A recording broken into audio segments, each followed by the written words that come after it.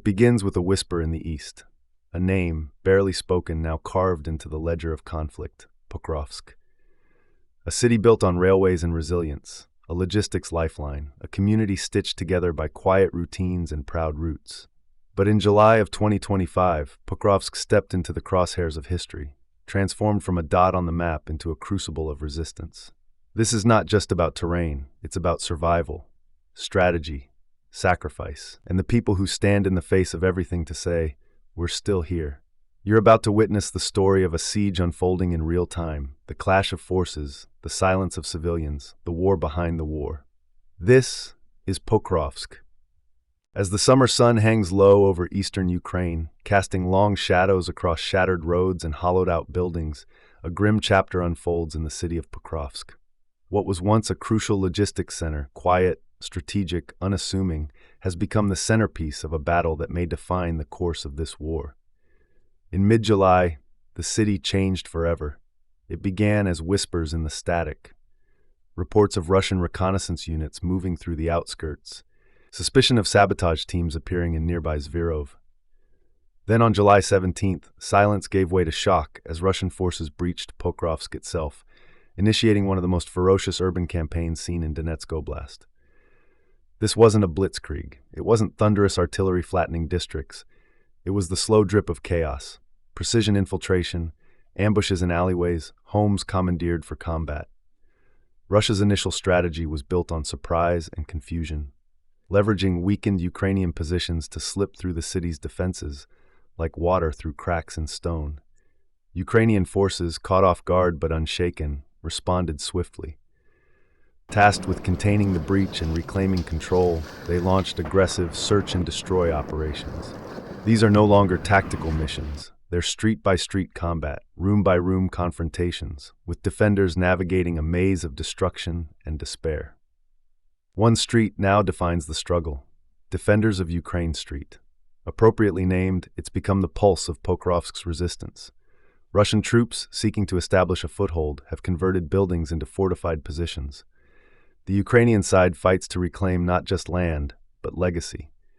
Every meter gained or lost here echoes across the whole front. But behind every clash, there are stories not told in press briefings or military communiques. Within the city, approximately 1,380 civilians remain. Men and women, children and elders, huddled in basements, listening to the percussion of war through concrete walls. There's no running water, no steady electricity. Aid deliveries have all but ceased. Russian drone patrols monitor the skies, shelling any attempt to bring relief. In the surrounding areas, another 2,700 individuals live under similar conditions, isolated, vulnerable, stripped of the basic assurances of modern life. Shops have gone dark, pharmacies have shuttered. The volunteer movement that once sustained life amid conflict has collapsed under mounting danger and dwindling resources. Yet even here, flickers of humanity persist. Evacuation missions continue against all odds. Just days ago, 487 residents, among them 20 children, were extracted from nearby towns. The operation was a logistical feat, threading through artillery zones and contested highways. For those who made it out, safety remains bittersweet.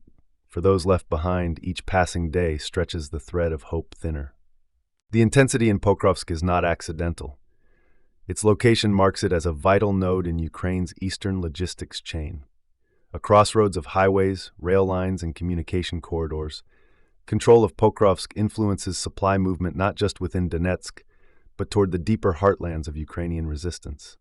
Should Russia succeed in taking full control, the implications would be profound. Ukrainian defensive lines could be severed, resupply efforts could be strangled. It would offer Moscow a launch pad to push toward Dnipropetrovsk Oblast, a strategic pivot that could recalibrate the eastern battlefield entirely. This is why Pokrovsk matters, not just symbolically but tactically. And Russia knows it.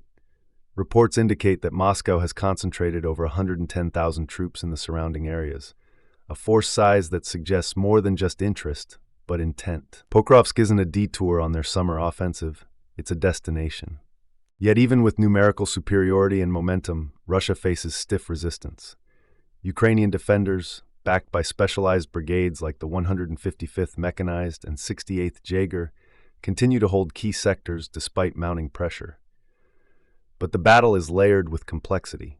Friendly fire incidents have risen, tragic byproducts of poor visibility, overlapping operational zones, and compromised communications. In the haze of war, where enemies and allies are sometimes separated by nothing but chance, mistakes happen, and when they do, they hurt deeply. Not just the body, but morale. Still, Ukraine's forces adapt. They're learning the landscape anew every day, repurposing civilian infrastructure for strategic advantage, coordinating via encrypted lines, moving with agility where armor cannot. As Pokrovsk stands, so do those who refuse to let it fall. In the corridors of rubble, in the echo of drone flyovers, in the stillness between shellings, life continues. Not as it once was, but as it must. And while maps may shift and headlines may fade, the truth remains etched in every soul that stayed, every soldier who fought, every child who dreamed. What happens here will ripple far beyond this city's borders, because Pokrovsk is not just a place under siege. It is a testament to the power of memory, identity, and defiance. Thank you for watching. If you found this story worth telling, share it, subscribe for continued coverage, and stand in thought and spirit with those whose lives are still unfolding inside Pokrovsk.